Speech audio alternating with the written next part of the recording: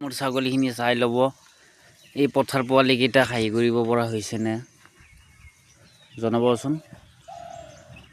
এইকেইটা পথাৰ পোৱালি হয় মোৰ। এইটো আজি 10 দিনমান হৈছে পোৱালি দিব, আৰু এইকেইটা হ'ল 2 মাহ হৈছে। এইটো পথাৰ আৰু এইটো ইফালে এইটা খাহী কৰিব পৰা হৈছে না। সেই কলাটো পঠা হয়। আৰু কোৱালিটিটো কেনেকুৱা আছে এবাৰ জনাবচোন। এইবিলাক 2 মাহৰ পৰা পোৱালি হয়।